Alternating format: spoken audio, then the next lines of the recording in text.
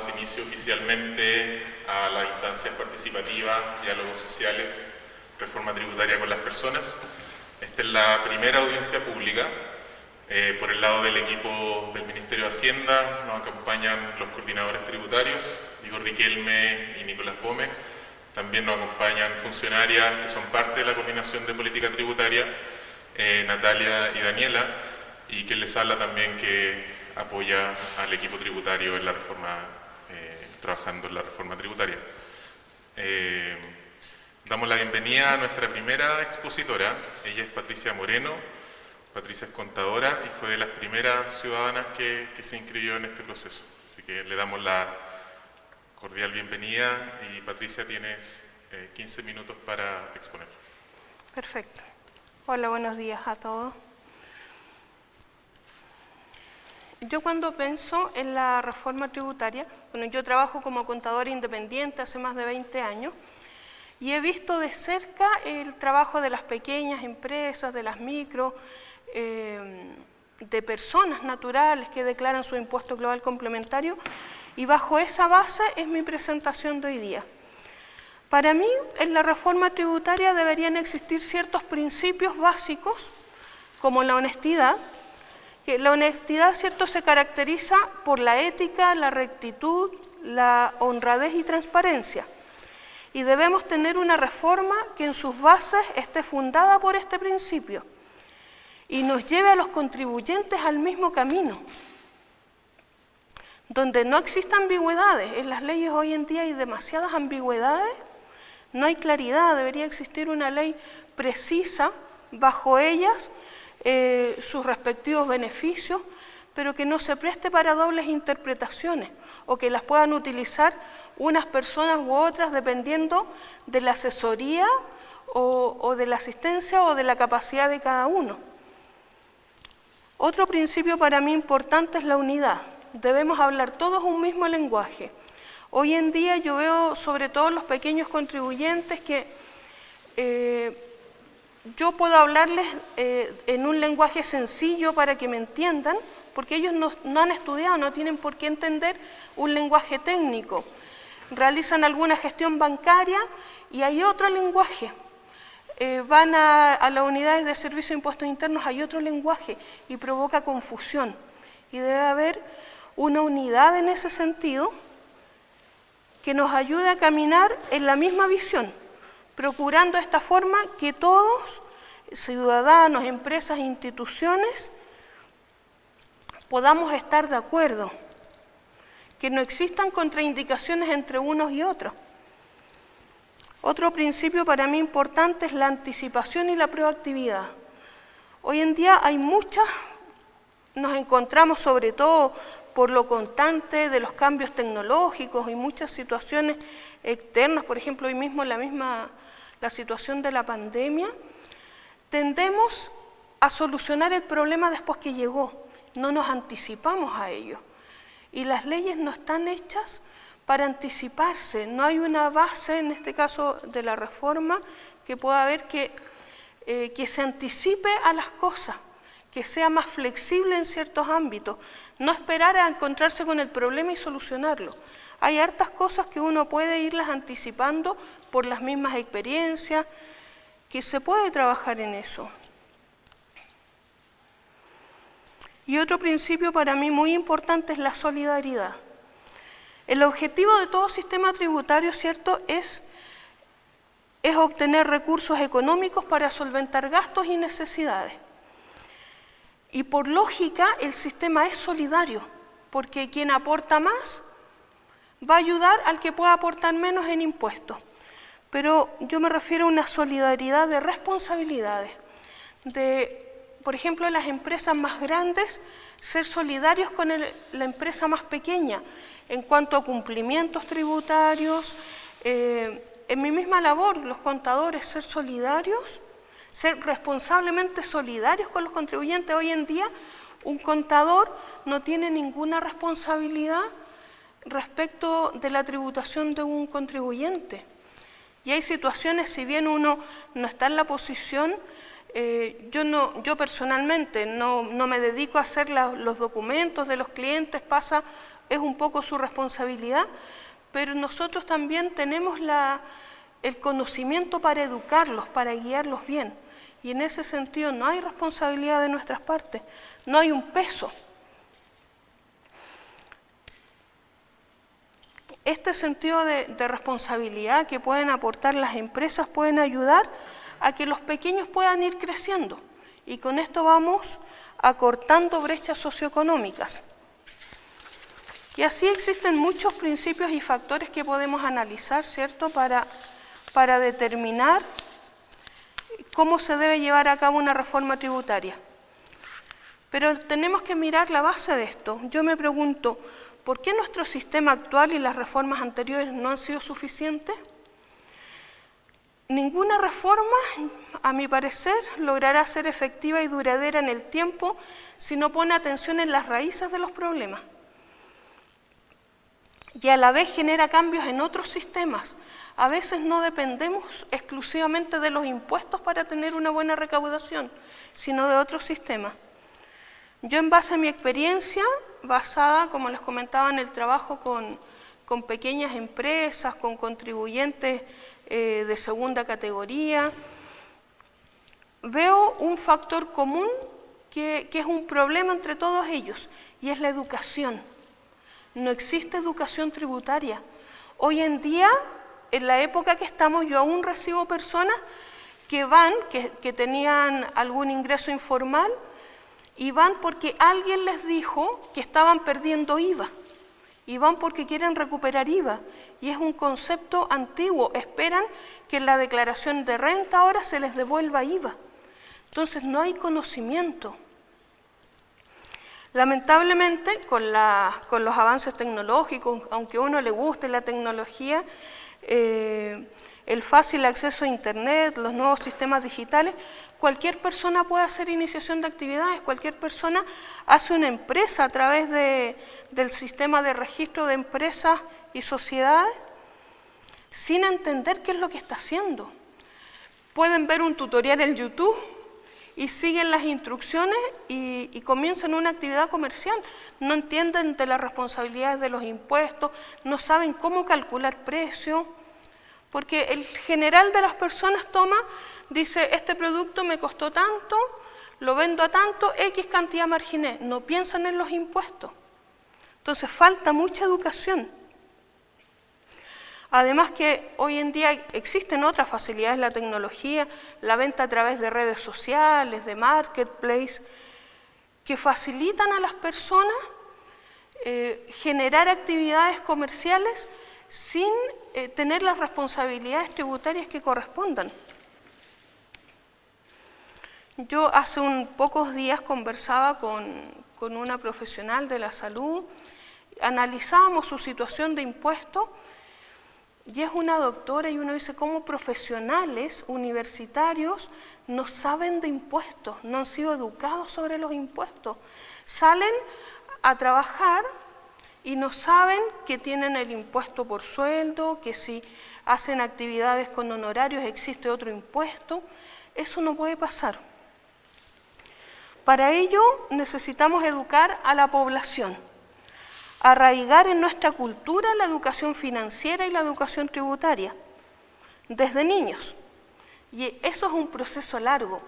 Y yo entiendo que hoy en día se requieren medidas a corto plazo.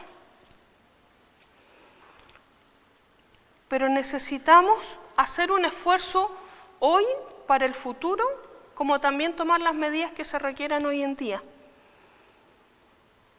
Por otra parte, es necesario que una vez educados tengamos la voluntad de respetar las normas tributarias bajo el principio de honestidad y transparencia. Porque esto no va a depender exclusivamente de que se implante simplemente una norma bien constituida, si entre nosotros no hay participación y no hay voluntad de pagar los impuestos que correspondan. En la educación encontramos una razón muy importante para entender el por qué no se están recaudando los recursos necesarios. Pero además las personas, los trabajadores, las micro y pequeñas empresas no tienen interés en pagar impuestos. y se excusan generalmente porque quien tiene mayores ingresos debe pagar impuestos. En este segmento de contribuyentes hay una gran evasión tributaria, comenzando por el IVA. Las personas no declaran los pequeños negocios, no emiten boletas de venta, muchas veces por desconocimiento, a veces porque en la práctica de sus labores, por ejemplo, un almacén, hay horarios en que tiene mucho cliente y no le da el tiempo. Hoy en día el sistema, por ejemplo, de la boleta electrónica es lento a comparación de la boleta manual. Y lamentablemente en este sentido la tecnología a veces juega en contra. Y estas personas, yo analizaba en un radio, yo soy de la comuna de Buin. En Buin existen más o menos 5 supermercados grandes para toda la población. ¿Y cuántos almacenes, negocios chicos, locales de alimentos existen que quizás pueden equiparar en ingresos lo que puedan hacer empresas más grandes, pero están dejando de tributar? Lo mismo pasa con trabajadores. Hoy en día las personas prefieren que se les imponga por valores más bajos, claro, porque no tienen confianza en los sistemas previsionales, prefieren recibir el dinero en efectivo en sus manos, pero también están dejando de declarar impuestos. Y ahora yo me pregunto por qué no existe ese interés. Hay muchas razones, pero hay una en particular con la que yo me quiero enfocar hoy en día. La mayoría de la gente espera recibir beneficios del Estado y tiene el temor de perderlos, porque hay una deficiente selección de personas. Por ejemplo, el registro social de hogares, yo he visto personas que tienen ingresos bajos, lo justo para vivir tranquilos, que les costaría, por ejemplo, pagar la universidad de los hijos y tienen que mentir en información porque si no, no pueden optar a gratuidad. Hay otros casos, por ejemplo, he visto otros. El otro día tenía antecedentes de un profesional que tenía un ingreso superior a 1,5 millones, declarando su ingreso real, sin mentir. Persona soltera, sin cargas, con casa propia, con vehículo, y en el registro social está dentro del 40%. Entonces, falta regular eso para que las personas tengan la confianza de que informando lo real, lo que ellos reciben por sus trabajos, por sus honorarios, por sus empresas, tengan la tranquilidad de que no van a perder un beneficio. Como les decía anteriormente, debemos ser solidariamente responsables como personas y como empresas. No solo poner nuestra atención en quien está en una etapa superior económicamente, sino también mirar nuestros pares. Si hablamos de justicia y equidad, no solo la podemos exigir al resto, tenemos que empezar por nosotros mismos. Y para eso hay que educar. Además, en este sentido solidario, se debe traspasar a las empresas que realizan, por ejemplo, subcontratos y pagan facturas a muy largo plazo, para que ellos solidariamente analicen la situación de las empresas más pequeñas, que hacer ese tipo de pago les consumen el capital. Pero no están regulados, no hay una forma de que ellos se hagan responsables y digan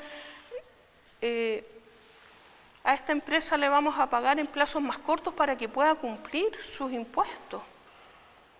Es más, ellos se ahorran cuánto dinero en intereses que quizás podrían tener que pagar al conseguir líneas de crédito con instituciones financieras.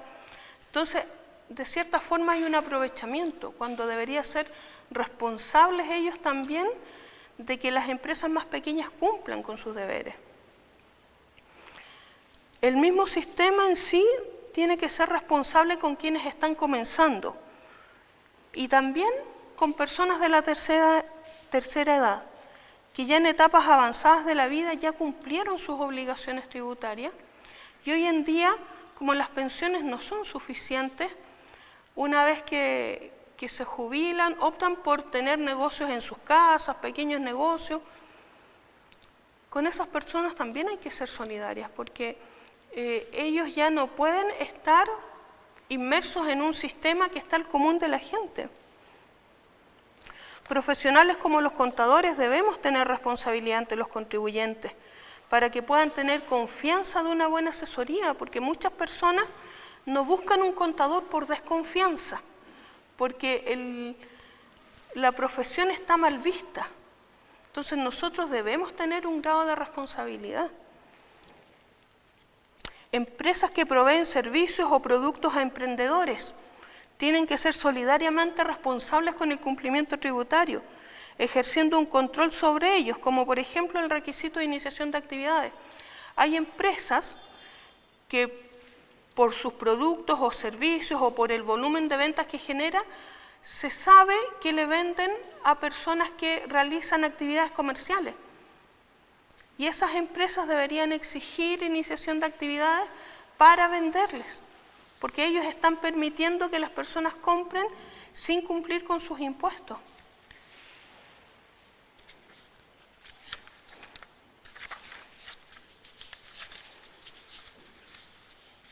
Ahora, ¿cómo enfrentamos todas estas situaciones?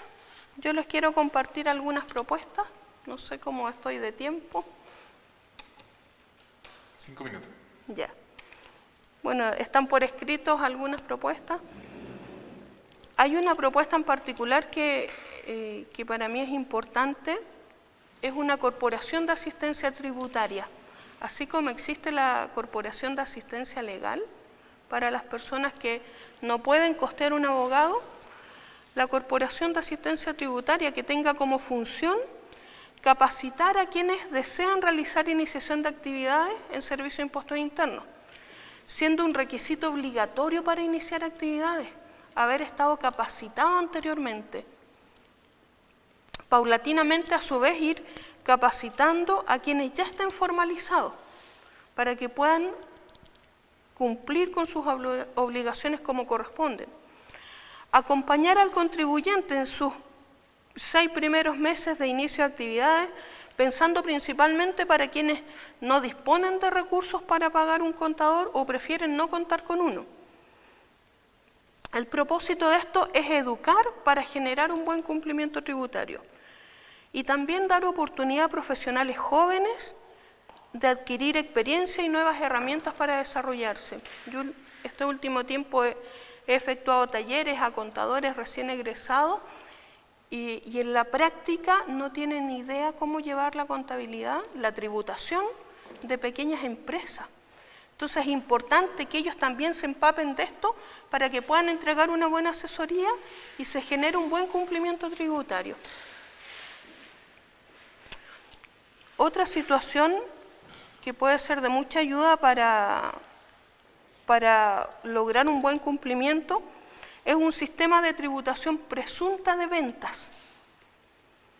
Hoy en día, con el sistema de facturación electrónica, todas las empresas, toda la información de ventas pasa a servicio de impuestos internos. No hay un desconocimiento y uno sabe que hay ciertos rubros que generan cierto margen de utilidad. Dar la posibilidad a quienes lo desean tomar o en carácter obligatorio, como sea, de que esas personas tributen su IVA en base a una presunción de ventas en relación a las compras, que se eximan de emitir boletas. Eso sería mucho más efectivo para que cumplan sus impuestos, para que después paguen el impuesto a las utilidades, que esperar que emitan el documento en momentos que realmente es complicado para algunas personas hacerlo o como les digo, principalmente es desconocimiento. No saben lo que están haciendo al dejar de emitir documentos. Eso principalmente son mis propuestas. Muchas gracias, Patricia. Ahora damos el paso a si existen preguntas de parte del equipo del Ministerio de Hacienda.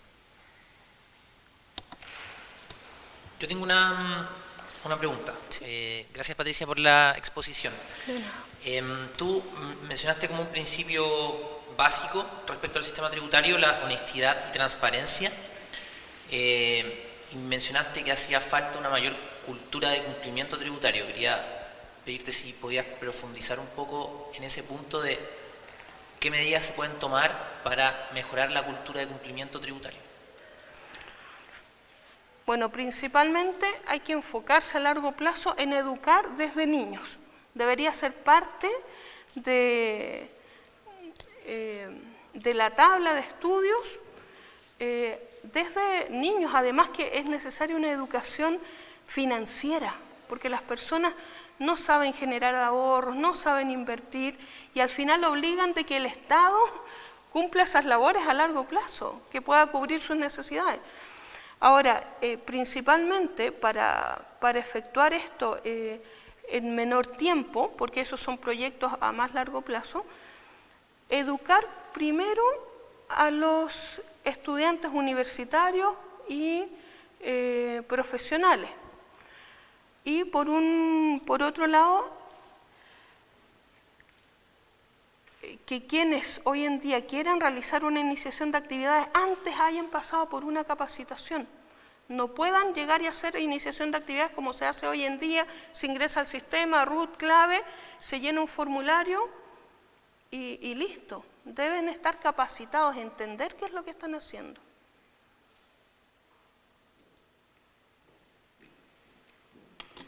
Hola Patricia, Hola. Buenos días, Diego Riquelme. Vamos a, sobre tu segunda o sobre tu primera propuesta, ¿verdad? La Corporación de Asistencia Tributaria. Ahondar un poquito más de eso en el sentido de hoy existe o se está empezando a implementar una defensoría del contribuyente. ¿Cómo crees que funcionarían ambos organismos o si efectivamente serían distintos o tú los ves como complementarios o quizás esta opción de capacitar a los contribuyentes debiese ser una función más de la defensoría? ¿No? Si puedes como comentar más sobre esa propuesta en particular y si estás pensando solo capacitar o haciendo el símil de las corporaciones de asistencia judicial, si también tu propuesta como incluye algún nivel de representación de los contribuyentes. En primera instancia yo creo que son entidades que pueden complementarse, porque tienen funciones distintas. Ahora, sí, yo creo que esta corporación podría de cierta forma representar a los contribuyentes en ciertos actos. Por ejemplo, cuando se requiere hacer cobranzas a empresas por facturas impagas, porque las personas no saben, quedan de brazos cruzados cuando una empresa no les paga una factura. No saben cómo enfrentar esa situación, aparte de esperar a la empresa y pedirle por favor, que es irrisorio, pedir por favor, páguenme. Prefieren no cambiar de empresas por temor a que el pago al final no los puedan recibir. Entonces, representaciones de esa forma, representaciones ante los contadores, que yo asumo la responsabilidad de mi gremio, que hay mucha, no sé cómo llamarlo, más allá de que yo hoy en día veo que muchos contadores no asesoran a las personas, se limitan a decirle, usted pague esto, toman lo que está en el sistema y por tomar la información que aparece en el sistema cualquiera lo hace. Entonces, y de la misma forma se aprovechan de las personas, les cobran valores extras, a veces no pagan los impuestos que las personas les pagan, le entregan al contador los dineros y el contador no los paga. Entonces, ante esas situaciones. Patricia, en algún momento mencionaste que el sistema podía ser confuso y a veces se prestaba para dobles interpretaciones. ¿Tienes ejemplos de eso y un par de medidas que a tu juicio podrían ayudar reducir esta confusión o la doble interpretación de algunas cosas que mencionaste? A ver, algún ejemplo en particular.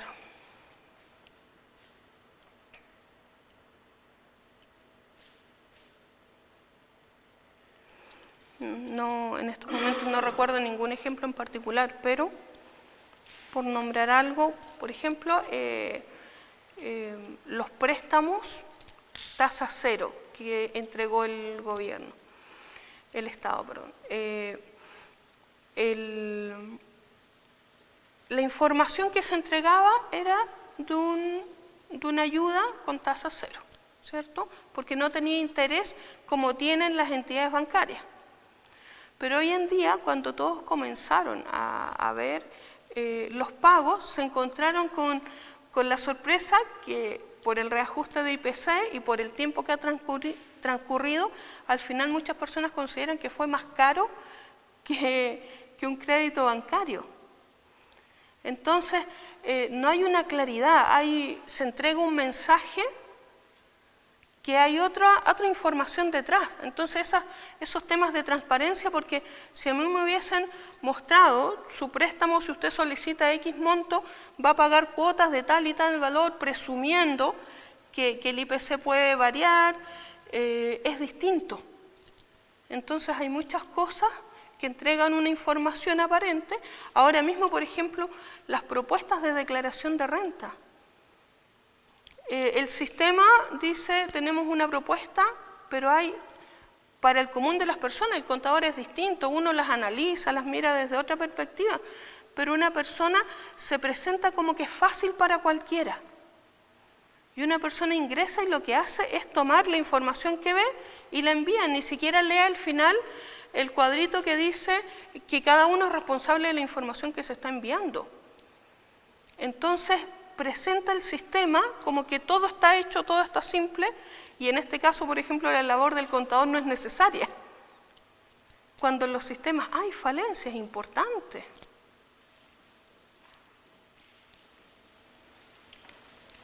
Muchas gracias, Patricia. De nada. Se prepara para la siguiente exposición Juan José de Horizontal.